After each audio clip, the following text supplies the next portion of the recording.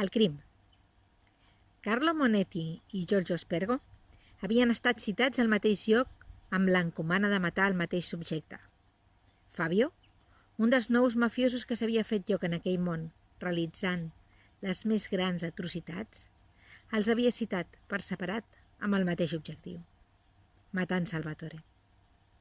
Quan en Carlo Monetti i en Giorgio Spergo es van trobar davant d'aquella biblioteca fitant el seu objectiu, un fil de ràbia els va atrapar.